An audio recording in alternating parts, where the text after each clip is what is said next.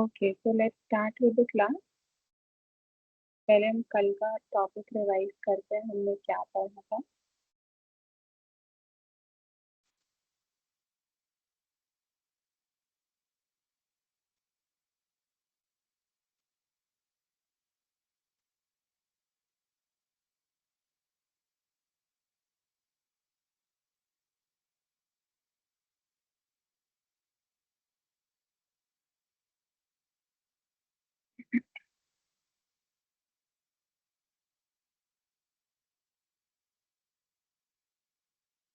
What are ethical issues? Ethical issues क्या होते हैं?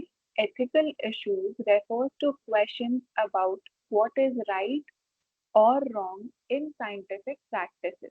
एथिकल इश्यूज का मतलब वो होता है, वो क्वेश्चन जो सही या गलत से रिलेटेड होते हैं जब हम साइंस को प्रैक्टिस करते हैं। बायोटेक्नोलॉजी में एथिक्स जो है वो ये इंश्योर करता है कि जो साइंटिफिक एडवांसमेंट्स हैं उनको हम रिस्पॉन्सिबली यूज करें, इररिस्पॉन्सिबली यूज ना करें। Always remember, just because we can do something does not always mean we should. हमारे पास अगर कुछ पावर है कुछ करने की, उसका मतलब ये नहीं है कि हम लोग उस पावर को गलत तरीके से यूज करें। जब तक हम उसको सही चीज के लिए इस्तेमाल कर रहे हैं तब तक ठीक है, बट जब हम उसका मिसयूज करना स्टार्ट करते हैं तो वो एथिक्स के अगेंस्ट होता है, वो गलत होता है, and we should not do that. After that हमने पढ़ा था जेनेटिक मॉडिफिकेशन एथिक्स क्या होता है। जेनेटिक मॉडिफिकेशन का मतलब होता है changing the DNA of organism. किसी भी ऑर्गेनिज्म के डीएनए में चेंजेस करना, उसको जेनेटिक मॉडिफिकेशन कहते हैं। ये हम लोग प्लांट्स, ह्यूमंस, एनिमल्स, किसी में भी कर सकते हैं जेनेटिक मॉडिफिकेशन। एथिकल कंसर्न क्या है इसमें?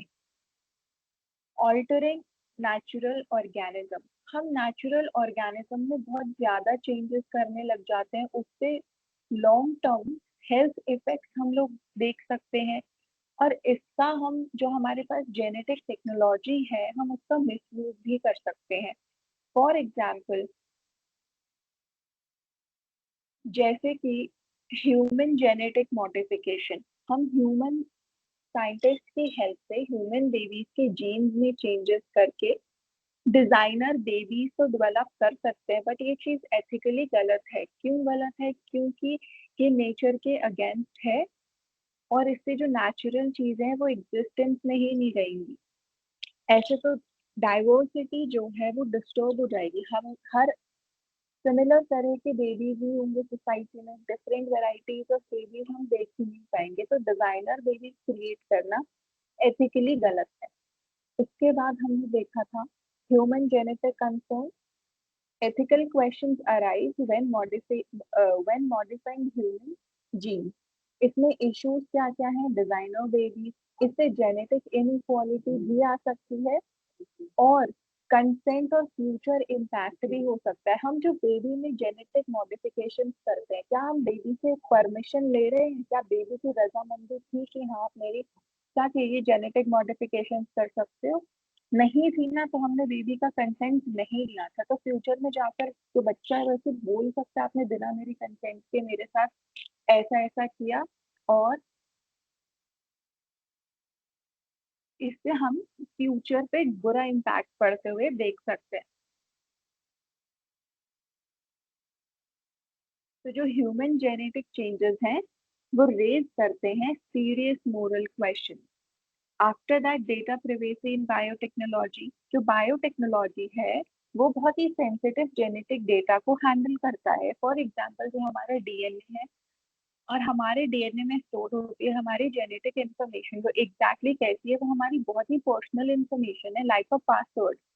तो इसमें कंसर्न क्या है? Unauthorised access to genetic information. अगर हमारी जेनेटिक इंफॉर्मेशन किसी गलत पर्सन के हाथ में चली गई तो वो उसका मिसयूज कर सकता है, हमारे अगेंस्ट हमारे पर्सनल डाटा को मिसयूज कर सकता है, और हमारा कंसेंट भी उस चीज में नहीं होगा। तो जैसे कि हमने इसमें एग्जाम्पल देखा था कि अगर आपकी जेनेटिक इंफॉर्मेशन उस कंपनी के पास चली जाती है जहां पर आपने अप्लाई किया है जॉब के लिए, तो वो आपको डायबिटीज का रिस्क है, जो आपकी जेनेटिक इन्फॉर्मेशन है वो रिवील कर रही है कि आपको फ्यूचर में डायबिटीज का रिस्क है, प्रोबेबिलिटी है आपको डायबिटीज होने की, और वो कंपनी इस बेसिस पे आपको जॉब डिनाई कर रही है, तो ये चीज गलत है। वो चीज आपको अभी है नहीं और सिर्फ 50% चांसेस है कि आपको फ्यूचर में हो सकता है। तो इस तरीके से आपके प्राइवेट डाटा को मिसयूज किया जा सकता है, तो ये एथिकली भी रॉन्ग है और ऐसा नहीं करना है। तो you don't have to share your genetic information to each and every person, you have to keep it private. Environment पे क्या इम्पैक्ट होता है? बायोटेक्नोलॉजी जो है वो इकोसिस्टम और बायोडाइवर्सिटी को अफेक्ट कर सकती है। कल हमने टर्म्स डिस्कस की थी, बायोडाइवर्सिटी क्या होती है?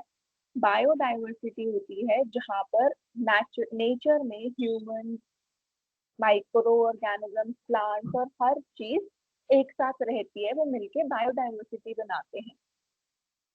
इकोसिस्टम क्या होता है? इकोसिस्टम एक ऐसा एरिया होता है जहाँ पर जो ह्यूमंस हैं, लिविंग ऑर्गेनिजम्स हैं, वो आपस में इंटरेक्ट करते हैं, नॉन लिविंग ऑर्गेनिजम्स के साथ भी करते हैं और आपस में भी करते हैं। जैसे हमने ओशन का इसमें एग्जाम्पल देखा था, सारे एक्वाटिक एनिमल्स की एक इकोसिस्टम होती है, वो एक दूसरे से इंटरेक्ट करते हैं, किसकी प्रेजेंस में करते हैं? पानी की प्रेजेंस में, तो वो ओशन इकोसिस्टम है। तो इसमें हमने देखा था, अगर हम मॉडिफाइड फिशेस को गलती से ओशियन में डाल देंगे तो क्या होगा? जो ऑलरेडी नेचुरल इकोसिस्टम था वो अफेक्ट होएगा, उसमें डिस्टर्बेंस कॉज होगी, तो ये चीज गलत है। इसमें हमने कंसर्न्स क्या क्या देखे थे कि इम्पैक्ट हो सकता है जेनेटिकली मॉडिफाइड क्रॉप्स का नेचुरल स्पीशीज पे। जो नेचुरल स्पीशीज थी किसी भी क्रॉप की, वो बिल्कुल ही खत्म हो जाएंगी, सिर्फ आर्टिफिशियल ग्रोन क्रॉप्स ही एग्जिस्ट करेंगे। तो दिस इज नॉट राइट कि हम नेचर को एकदम ही खत्म कर दें, जो नेचुरल चीज है। लॉस ऑफ बायोडाइवर्सिटी देखा जाएगा और इकोलॉजिकल इम्बैलेंस भी हो जाएगा। तो इन्वायरमेंट की सेफ्टी को कंसिडर करना इज नेसेसरी। आफ्टर दैट हमने देखा था कि जो लैब में साइंटिस्ट हैं, उनको भी जो वो डेंजरस बैक्टीरिया और वायरसेस के साथ काम करते हैं, तो उनको अपने स्ट्रिक्ट लैब रूल्स को फॉलो करना है और ये ध्यान रखना है कि एक्सीडेंट से भी कोई भी वायरस बैक्टीरिया रिलीज ना हो जाए, क्योंकि वो इकोनॉमिकली, फाइनेंशियली, हर तरीके से सोसाइटी को अफेक्ट करेगा। फॉर एग्जाम्पल कोविड वायरस, जैसे वो एक्सीडेंटली वायरस लैब से रिलीज हो गया था और वो एक बायो वेपन बन गया था, इतनी सारी लोगों की जान गई थी और फाइनेंशियली और इकोनॉमिकली हर तरीके से कंट्री को लॉस फेस करना पड़ेगा। अब इम्पोर्टेंस ऑफ एथिकल गाइडलाइन, जो एथिकल गाइडलाइंस होती हैं वो हेल्प करती हैं प्रोटेक्ट ह्यूमन राइट, इंश्योर करती हैं रिस्पॉन्सिबल रिसर्च को, प्रिवेंट करती हैं मिसयूज ऑफ टेक्नोलॉजी, और ये प्रमोट करती हैं सेफ प्रैक्टिसेस को। Am I clear to you all? कल के टॉपिक में किसी को कोई डाउट, कोई प्रॉब्लम है?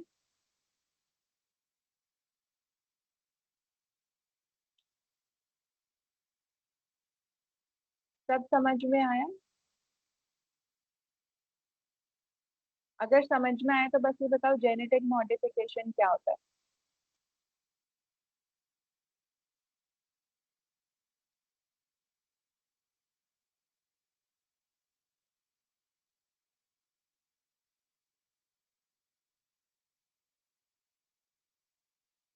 जेनेटिक मॉडिफिकेशन क्या होता है?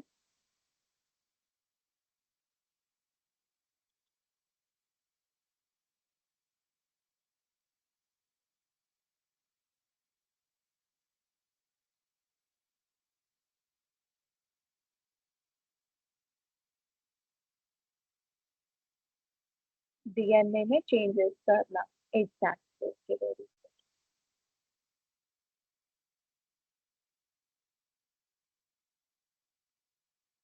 Very good Shweta, very good Anshu.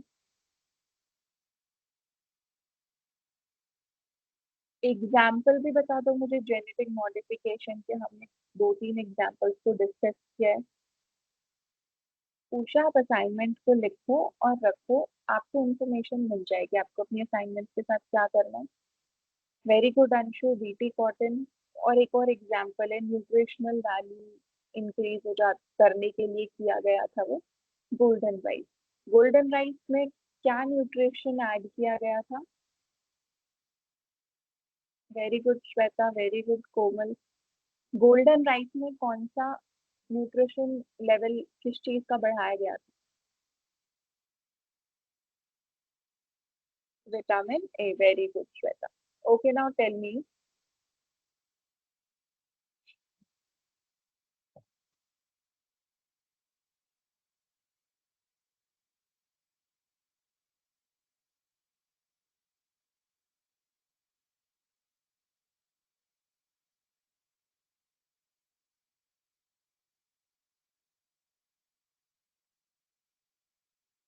आपकी अटेंडेंस मार्क हो जाती है if you guys are present in the class.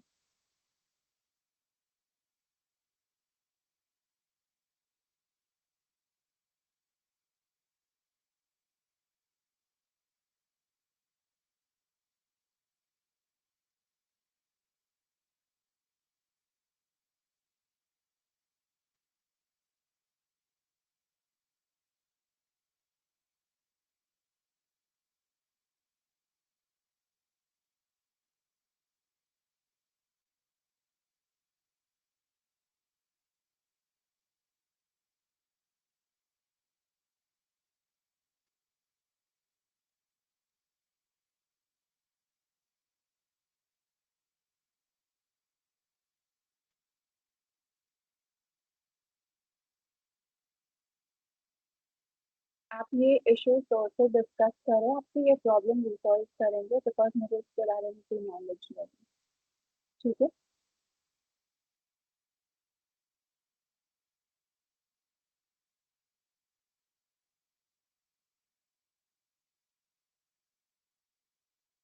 Okay, तो चलो हम आज की क्लास से स्टार्ट करते हैं आज का topic.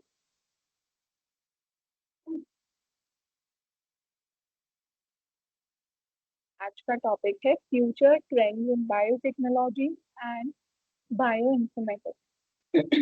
What is the objective of your session? You have to understand the emerging developments in biotechnology and bioinformatics. We will cover genomics, AI in bioinformatics, then biotechnology innovation, then career opportunities. Introduction. The first topic is introduction to future trends. तो अभी तक हम पढ़ चुके हैं कि bio informatics क्या होता है, tools used in bio informatics क्या होते हैं, हेल्थ केयर एप्लीकेशन, फिर उसकी एग्रीकल्चरल एप्लीकेशन, फिर एथिकल इश्यूज। ये सब चीजें हम अब तक डिस्कस कर चुके हैं। अब हम बात करेंगे फ्यूचर की। हम देखेंगे कि जो आने वाला टाइम है उसमें बायोटेक्नोलॉजी और बायो इन्फॉर्मेटिक्स किस डायरेक्शन में जा रहे हैं। आज से 20 साल पहले क्या लोग इमेजिन कर सकते थे कि वो मोबाइल फोन से वीडियो कॉल्स कर पाएंगे? आज से 20 साल पहले क्या लोग इमेजिन कर सकते थे कि वो लोग मोबाइल फोन के थ्रू वीडियो कॉल्स कर पाएंगे? नहीं कर सकते थे। एग्जैक्टली। तो टेक्नोलॉजी जो है वो बहुत ही फास्ट ग्रो कर रही है। तो सेम तरीके से जो बायोटेक्नोलॉजी है वो भी रैपिडली एडवांस होती जा रही है टाइम के साथ साथ। तो फ्यूचर में हम देख सकते हैं और भी बेटर मेडिसिन डेवलप हो जाएंगी, हम डिजीजेस को और जल्दी डायग्नोस कर पाएंगे। फिर हम एआई बेस्ड हेल्थ केयर देख सकते हैं। जिस तरीके से एआई डेवलप हो रहा है आज के टाइम पे, उसके बेसिस पे हम हेल्थ केयर भी देख सकते हैं। उसके बाद जीन एडिटिंग और एडवांस हो जाएगी। जो पर्सनलाइज्ड ट्रीटमेंट अभी शुरू हुआ है वो और एडवांस और बेटर हो जाएगा आने वाले टाइम में। और इसी के साथ साथ नई करियर अपॉर्चुनिटीज भी राइज होंगी। तो आज हम इन्हीं चीजों को डिटेल में समझेंगे। फर्स्ट टॉपिक से शुरुआत करते हैं। What is genomics? जीनोमिक्स का मतलब होता है study of complete genetic material of an organism. हमने अभी तक पढ़ा डीएनए में जेनेटिक इंफॉर्मेशन स्टोर होती है, डीएनए को हम जीनोम भी बोलते हैं और डीएनए की एक सेगमेंट को हम लोग जीन बोलते हैं। अब उस इंफॉर्मेशन को स्टडी करना या इस पूरे के पूरे डीएनए को स्टडी करना, उस प्रोसेस को क्या बोलते हैं? उसको जीनोमिक्स बोलते हैं।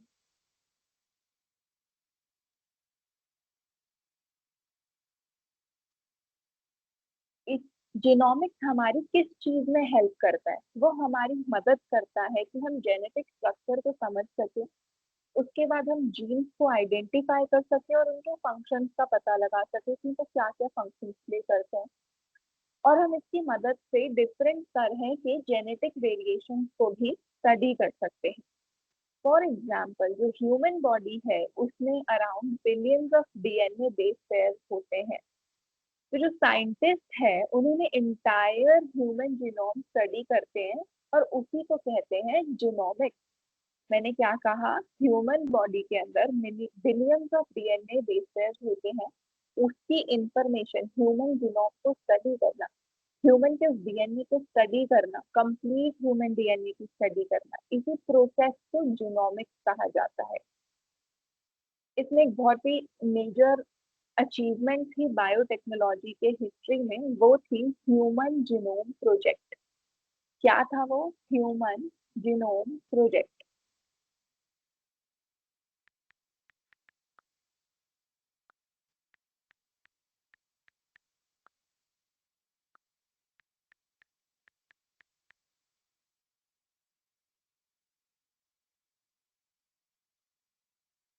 Human genome project. तो ये बायोटेक्नोलॉजी के फील्ड में बहुत ही मेजर हिस्टोरिकल अचीवमेंट थी। इसमें साइंटिस्ट ने क्या किया था? साइंटिस्ट ने पूरे के पूरे जो ह्यूमन डीएनए होता है, डीएनए सीक्वेंस को मैप किया था, डिकोड किया था, स्टडी किया था। जितना भी कंप्लीट ह्यूमन का डीएनए का सीक्वेंस है ना, इस प्रोजेक्ट के अंदर साइंटिस्ट ने वो सब स्टडी किया था। समझ में आया human genome project? Am I clear with genomics and human genome project? अब इस जीनोमिक्स का हम यूज कैसे करते हैं? इसकी मदद से हम डिजीजेस को डिटेक्ट कर सकते हैं, पर्सनलाइज मेडिसिन को क्रिएट कर सकते हैं, या फिर अगर कोई जेनेटिक डिसऑर्डर है उसे आइडेंटिफाई कर सकते हैं, और इसके थ्रू हम एवोल्यूशन को भी स्टडी कर सकते हैं।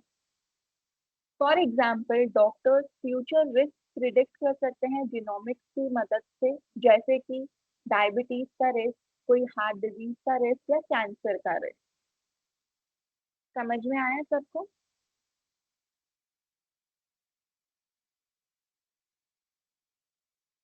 अच्छा, मुझे बताओ, अगर डॉक्टर पहले ही डिजीज रिस्क जान लेंगे तो इसका क्या बेनिफिट होगा?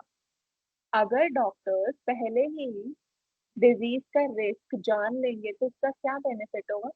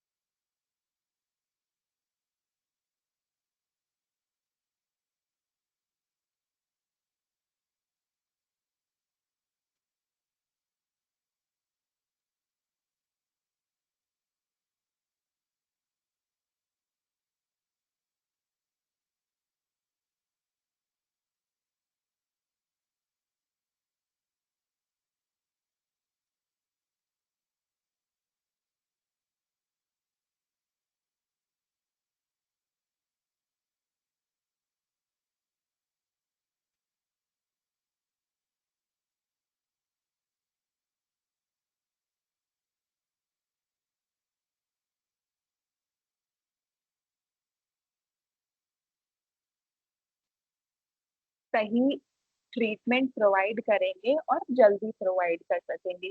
Very good Usha.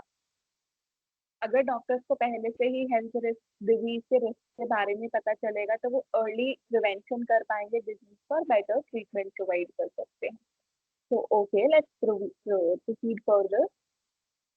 हम एप्लीकेशन ऑफ जीनोमिक्स देख चुके हैं कि वो डिजीज रिसर्च और डायग्नोसिस में हेल्प यूज किया जाता है, पर्सनलाइज्ड मेडिसिन को क्रिएट करने में यूज किया जाता है, क्रॉप को इम्प्रूव करने के लिए इस्तेमाल किया जाता है।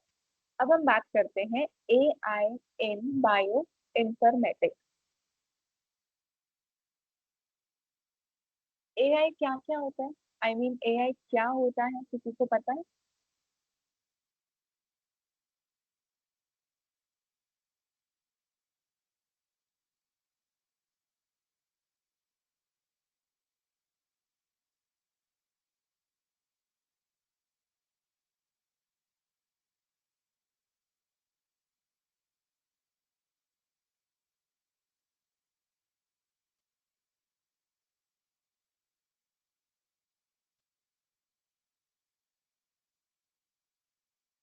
आर्टिफिशियल इंटेलिजेंस होता है, वेरी गुड। इसका मतलब क्या होता है आर्टिफिशियल इंटेलिजेंस का?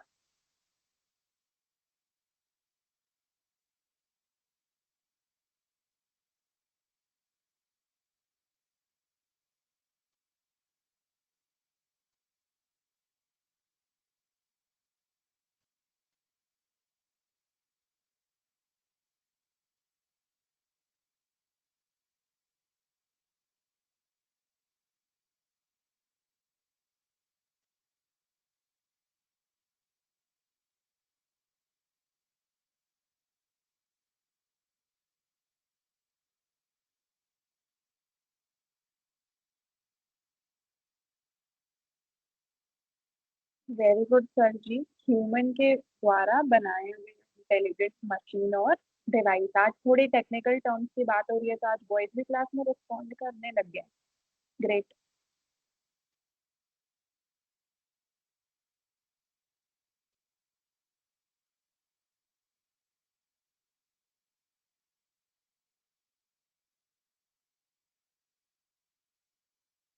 ओके, तो AI stand for artificial intelligence. और AI क्या है? It is the development of computer system which is capable of performing task that typically require human intelligence, such as learning, reasoning, problem solving, and understanding languages.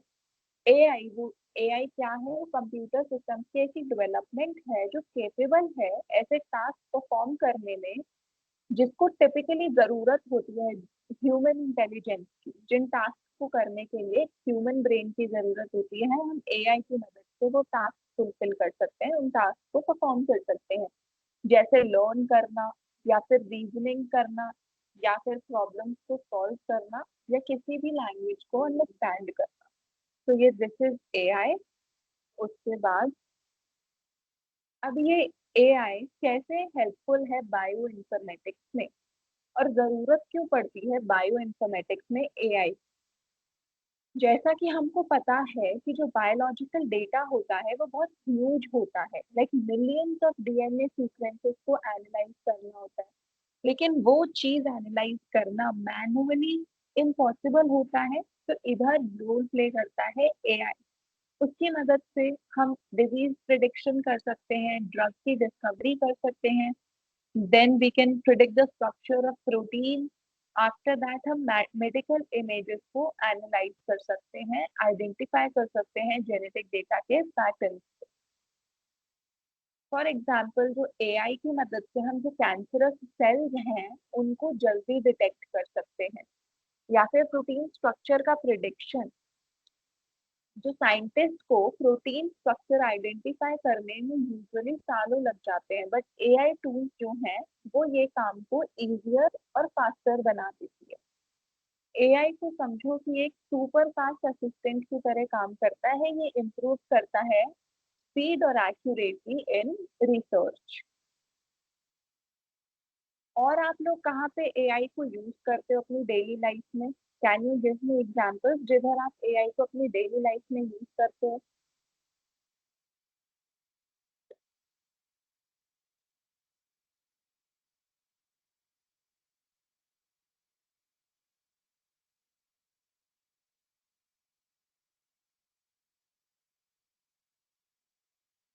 Can you give me examples where you use AI in your daily life?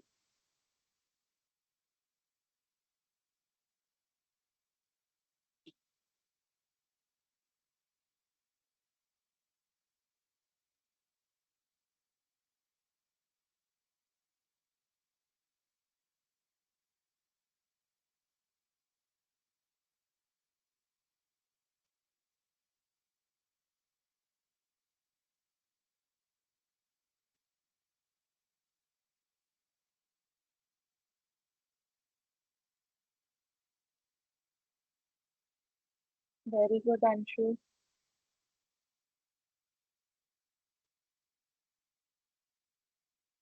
Okay. What else? AI से photo बनाते हैं, phone में face unlock करते हैं. Okay, so you are aware of these things where you use AI in your daily life. YouTube recommendations हो गए, सीरी अगर आप लोग यूज करते हो, गूगल मैप्स, ये सब एग्जाम्पल है एआई का आपकी डेली लाइफ. एआई सबको समझ में आ गया? अभी तक जो टॉपिक्स मैंने आपको समझाए हैं, आर दे क्लियर?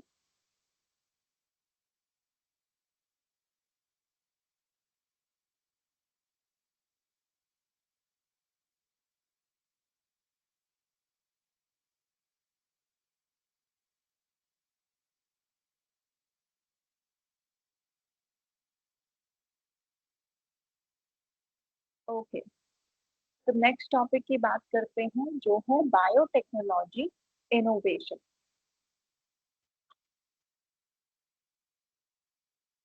इनोवेशन जो वर्ड है, उसका मतलब होता है नई इन्वेंशन या फिर इम्प्रूवमेंट. कोई नई चीज को इन्वेंट करना या इम्प्रूवमेंट करना, उसको इनोवेशन बोला जाता है. तो जैसे कि जीन एडिटिंग जो है, ये बहुत ही फेमस टेक्नोलॉजी है. और आपको स्क्रीन पे जीन एडिटिंग टेक्नोलॉजी के आगे एक एग्जांपल दिख रहा है, क्रिस्पर का. ये एक फेमस टेक्नोलॉजी है. इसकी मदद से जो साइंटिस्ट हैं वो डीएनए को एडिट कर सकते हैं. जो ये टूल है वो साइंटिस्ट की हेल्प करती है डीएनए को एडिट करने में. फॉर एग्जांपल, कट करना डीएनए को कॉपी करना, या फिर डीएनए की सीक्वेंस को पेस्ट करना. हम क्रिस्पर की हेल्प से वो चीज कर सकते हैं. इसी का एक बहुत रीसेंट एग्जांपल था, आई गेस न्यूजीलैंड या ऑस्ट्रेलिया, किसी भी कंट्री में एक बेबी बॉर्न हुआ था जिसकी जो लिवर की डीएनए थी उधर ना, वो इनकम्प्लीट था. तो साइंटिस्ट ने, I guess this was the first case जहाँ पे क्रिस्पर की मदद से साइंटिस्ट ने वो जीन सीक्वेंस को कंप्लीट किया था उस बच्चे की. वो इनकम्प्लीट था, तो वो बच्चे को अनीम अनीमिया की वजह से कोई हेल्थ रिस्क था. तो वो उसका लिवर का डीएनए सीक्वेंस इनकम्प्लीट था. ये बहुत ही रिसेंट केस हुआ था जहाँ पे क्रिस्पर को यूज किया गया था और वो केस सक्सेसफुल था. तो जो क्रिस्पर है वो कट कॉपी पेस्ट की तरह काम करता है. वो जीन को कट कर सकता है, उस जीन को कॉपी कर सकता है और उसको पेस्ट कर सकता है. ये जीन एडिटिंग होगी, यानी जीन को चेंजेस करना. फॉर एग्जाम्पल, हम इस टेक्नोलॉजी की मदद से कोई भी अगर ऐसा जीन हमारी डीएनए सीक्वेंस में प्रेजेंट है जो डिजीज कॉज कर रहा है, तो उस डिजीज कॉजिंग जीन को हम लोग रिमूव कर सकते हैं. After that next innovation is lab grown organ. जो साइंटिस्ट हैं वो आर्टिफिशियल ऑर्गन क्रिएट करने की रिसर्च कर रहे हैं अभी. आर्टिफिशियल ऑर्गन को क्रिएट करने की रिसर्च कर रहे हैं. तो जो फ्यूचर में हमें ऑर्गन शॉर्टेज जैसी प्रॉब्लम को फेस नहीं करना पड़ेगा. अभी जैसे हम लोग फेस करते हैं ना कि ऑर्गन की कमी है, we don't have sufficient organ, organ transplant करना पड़ता है, तो डोनर ढूंढने में बहुत प्रॉब्लम आती है. बट अभी साइंटिस्ट आर्टिफिशियल ऑर्गन ग्रो करने की कोशिश कर रहे हैं लैब में. तो फ्यूचर में ये प्रॉब्लम फेस नहीं करनी पड़ेगी. Next innovation is personalise medicine. ये क्या है? पेशेंट की जीन्स के अकॉर्डिंग उनको मेडिसिन प्रोवाइड करना. This is also very latest technology और innovation, I would say. After that, smart vaccine. Future में वैक्सीन और फास्टर डेवलप की जाएंगी. जैसे हमने एग्जाम्पल देखा था कोविड-19 के समय, कितनी जल्दी कोविड वैक्सीन को डेवलप किया गया था. ये काफी अच्छा एग्जाम्पल है स्मार्ट वैक्सीन का. आफ्टर दैट हम एग्रीकल्चरल इनोवेशन देखते आ रहे हैं कि ड्रॉट रेजिस्टेंट क्रॉप इन्वेंट की गई. उसके बाद बेटर न्यूट्रिशनल वैल्यू वाली क्रॉप हमने डेवलप की और पेस्ट रेजिस्टेंट क्रॉप हमने डेवलप की. तो ये कुछ एग्रीकल्चरल इनोवेशन थे. इन इनोवेशन की मदद से जो कॉम्प्लेक्स बायोलॉजिकल प्रॉब्लम्स है ना, हम उनको सॉल्व कर सकते हैं. Am I clear with biological innovation?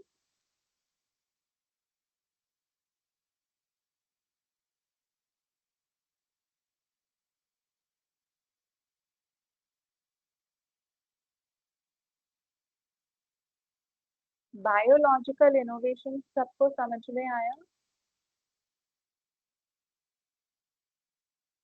किसी को कोई डाउट है इधर तक?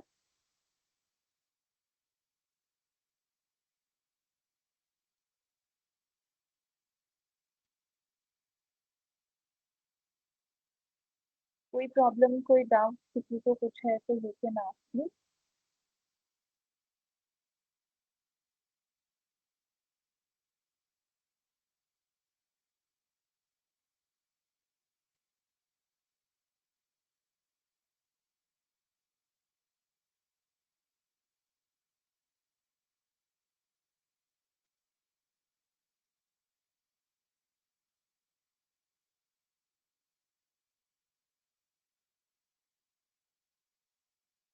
चलो, let's proceed.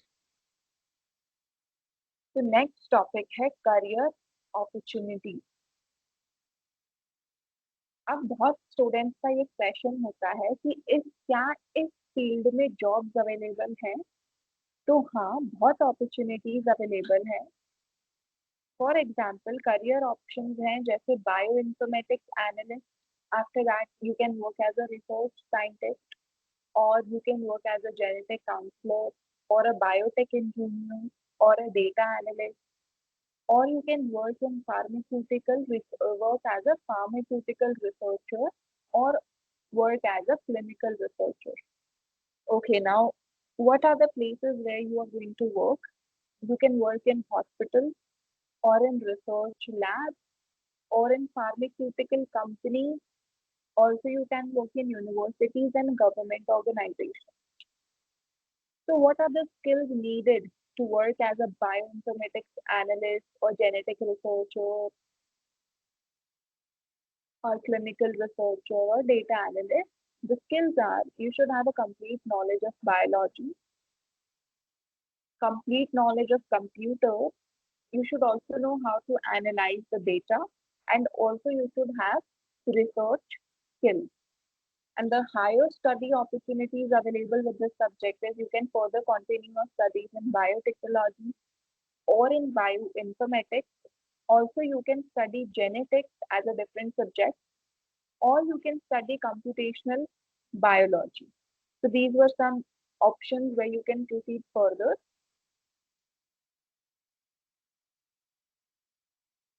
And remember, interdisciplinary skills are highly valuable.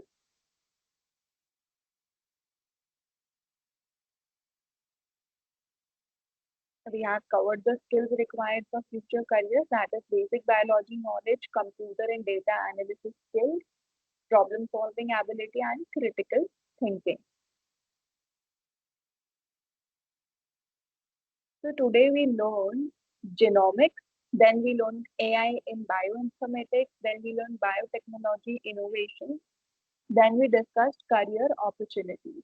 The future of biotechnology is very bright. It will transform healthcare, agriculture, and research. The future of biotechnology and bioinformatics is full of innovations, opportunities, and life-changing discoveries. Am I clear to you all?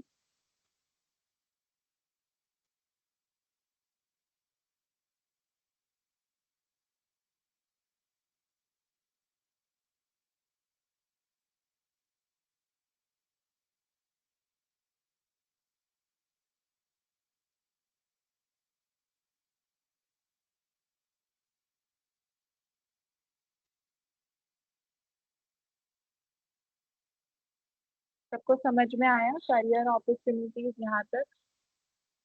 Career opportunities फिर से बताओ।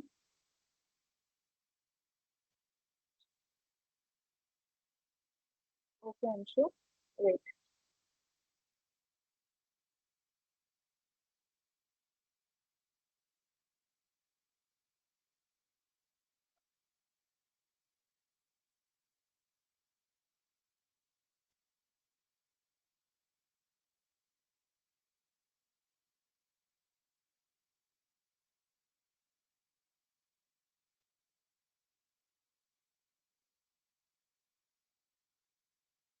Career opportunities में मैंने आपको बताया कि आप किस पोजीशन पे आप जॉब कर सकते हो, क्या क्या करियर है, क्या क्या बन सकते हो फ्यूचर में।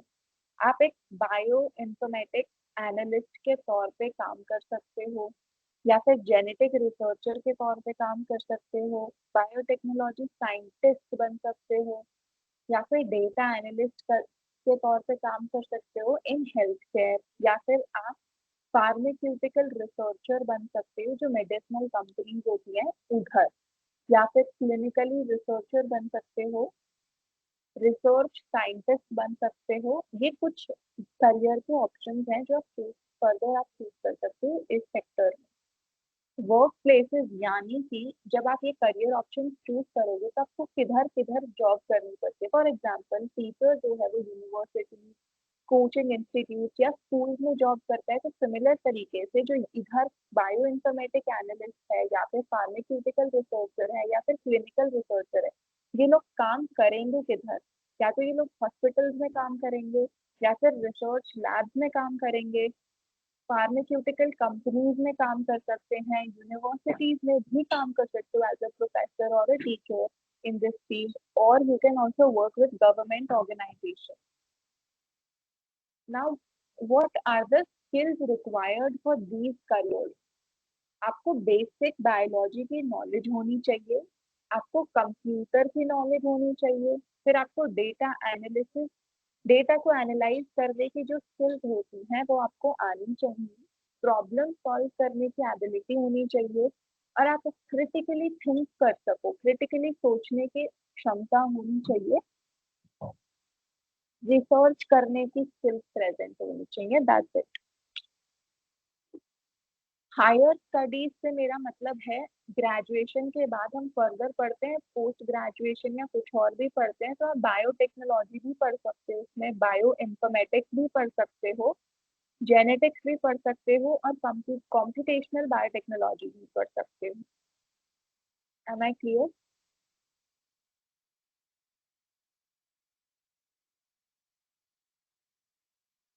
अंशु समझ में आया?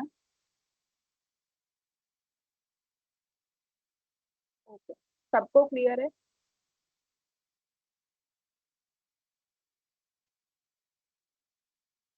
Okay, now answer. चलो ठीक है, तो पहला क्वेश्चन है, what is the main objective of genomics? Genomics का मेन ऑब्जेक्टिव क्या है?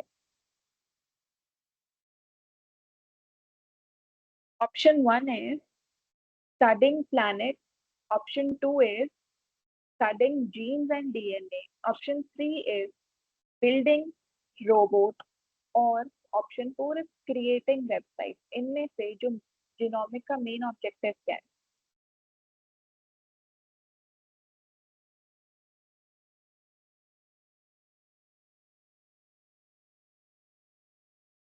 एग्जैक्टली, जीनोमिक्स होता क्या है? The process of studying DNA.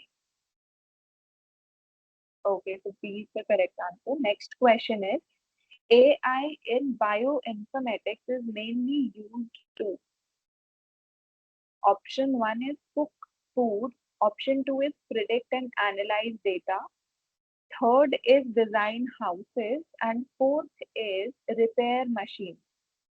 इनमें से एआई को बायोइन्फॉर्मेटिक्स में किस लिए यूज किया जाता है?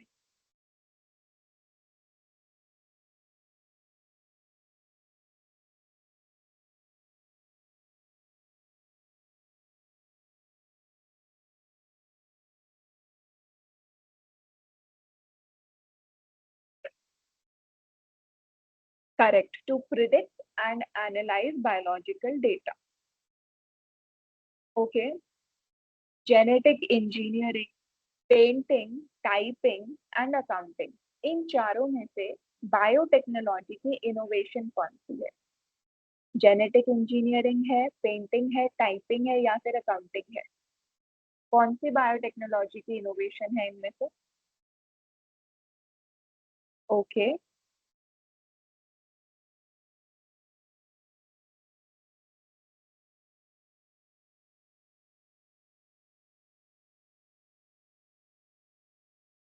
यस, जेनेटिक इंजीनियरिंग जो है वो बायोटेक्नोलॉजी की इनोवेशन है। Okay, next question is bioinformatics combine biology with bioinformatics combine biology with option 1 is music, option 2 is sports, option 3 is computer science and option 4 is farming. इनमें bio informatics combines biology with, इनमें से किसके साथ combine होती है? Farming के साथ पूछा। ऑप्शन डी मैंने फार्मिंग बोला था। Option C is the correct answer, computer science.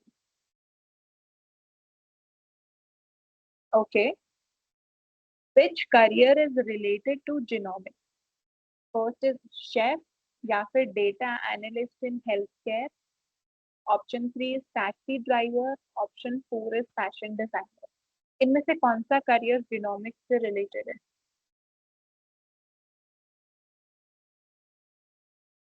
Yes, data analyst in health care. Okay, AI can help scientists by option 1 is slowing research, option 2 is ignoring data, option 3 is finding patterns in large databases, data sets, और option 4 is deleting information. कैसे help करता है AI? Research को slow करके, या फिर data को ignore करके, या फिर मदद करता है in finding patterns in large data set, या फिर deleting information.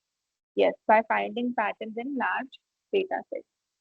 Okay, next is biotechnology is commonly used in, first is medicine development, second is traffic control, third is movie production and fourth is banking।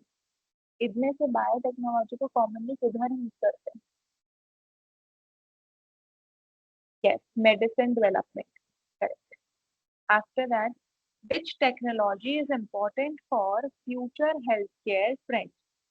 First is AI based diagnosis, second is stone tools, third is manual education only and fourth is typewriters। इनमें से कौन सी technology important है future health care trends के लिए?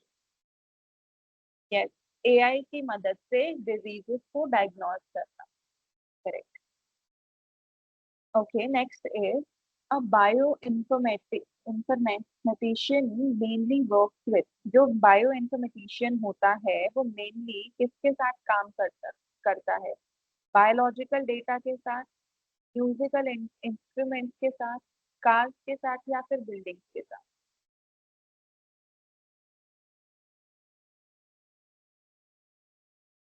Yes, biological data के साथ mainly वो काम करता है।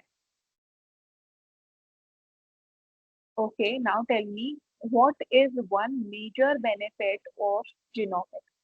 Option 1 is better understanding of diseases. Second is slower communication. Third is less medical research. And fourth is reduced technology use। इनमें से मेजर बेनिफिट क्या है जीनोमिक्स का?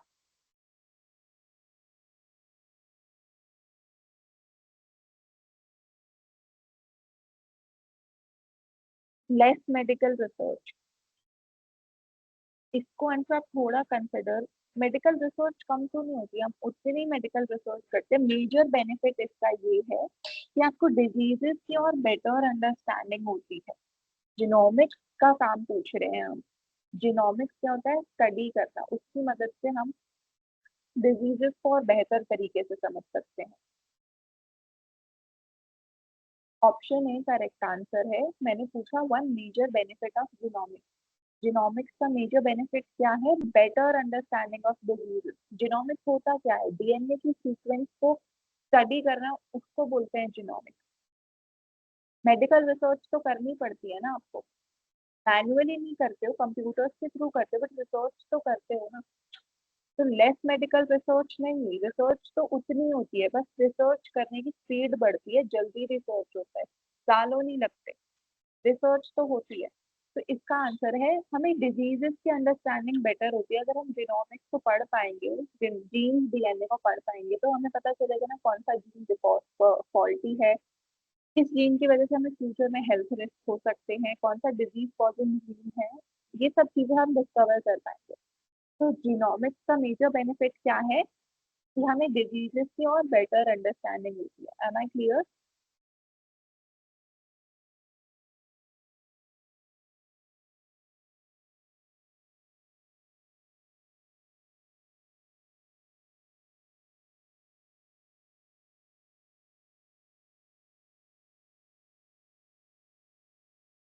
ठीक है।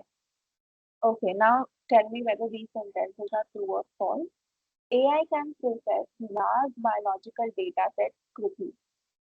क्या AI की मदद से हम लार्ज बायोलॉजिकल डेटा सेट को जल्दी एनालाइज कर सकते हैं?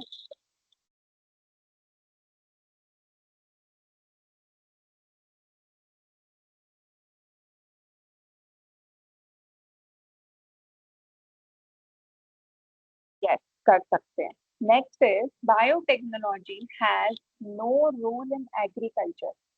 क्या बायोटेक्नोलॉजी का एग्रीकल्चर में कोई रोल नहीं है? Biotechnology has no role in agriculture, is this true और फॉल्स? गलत है ना ये सेंटेंस? अभी तो हमने इतने सारे रोल पढ़ा था एग्रीकल्चर में, बीटी कॉटन डेवलप किया, गोल्डन राइस डेवलप किया, पेस्ट रेजिस्टेंट क्रॉप्स डेवलप किए, ड्रॉट रेजिस्टेंट क्रॉप्स डेवलप किए, वीट की वैरायटी डेवलप की जो हाई बेटर यील्ड प्रोवाइड कर सके।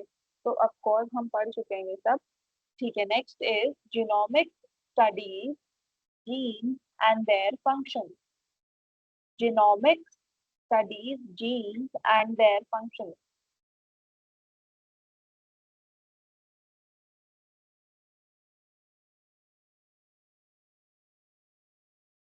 Genomics studies genes and their functions.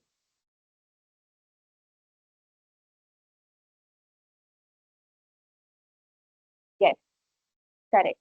Okay, next is career opportunities in bioinformatics are increasing. Career opportunities in bioinformatics are increasing. क्या bioinformatics में career opportunities बढ़ रही हैं? यस, ऑफ कोर्स बढ़ रही हैं। Okay, now last question is biotechnology innovations can improve healthcare. क्या हम बायोटेक्नोलॉजी की इनोवेशन की मदद से हेल्थ केयर को इम्प्रूव कर सकते हैं? यस, करेक्ट, कर सकते हैं बिल्कुल। ओके, सबको समझ में आया आज का टॉपिक? किसी को कोई प्रॉब्लम कोई डाउट?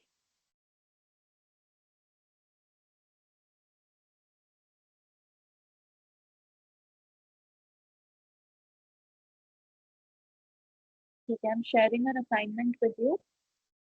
आप सब इसका स्क्रीनशॉट ले लो, ठीक है?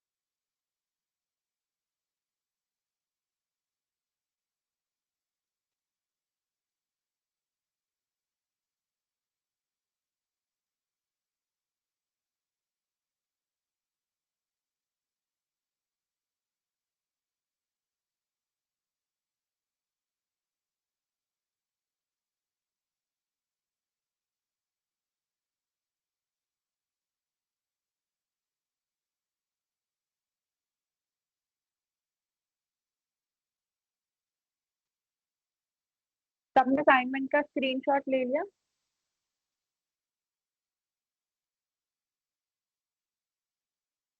हाँ, आप लोग अपना नाम, अपना सब्जेक्ट, अपना डिपार्टमेंट अपने असाइनमेंट में लिख दे।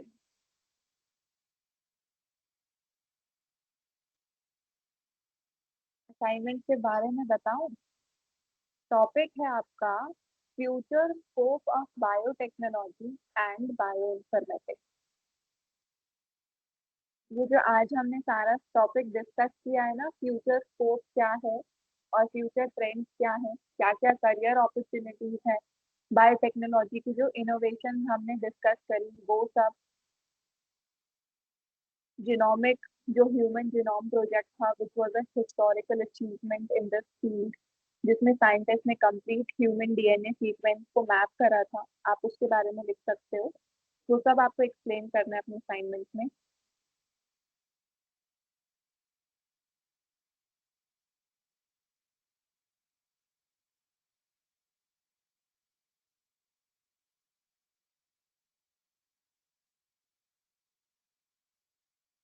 असाइनमेंट जब सबमिट करनी है वो इन्फॉर्मेशन आपको दे देंगे, आप अभी बायोइन्फॉर्मेटिक्स को असाइनमेंट को लिख लो और अपने पास रखो।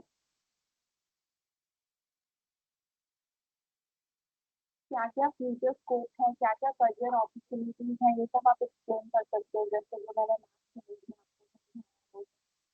क्या नई नई इनोवेशन कर रहे हैं बायोटेक्नोलॉजी की मदद से, लैब ग्रोन ऑर्गन हो गया, पर्सनलाइज्ड मेडिसिन हो गई, फिर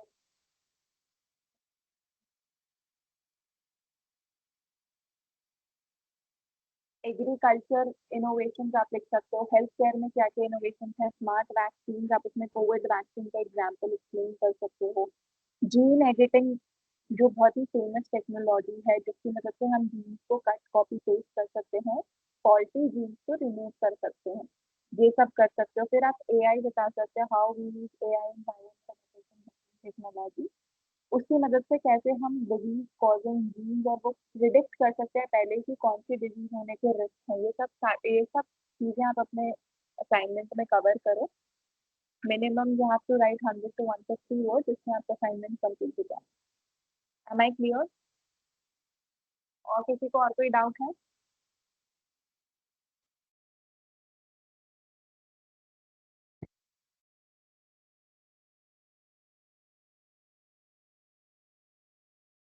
okay everyone, thank you so much, see you guys on Monday. Okay bye, thank you.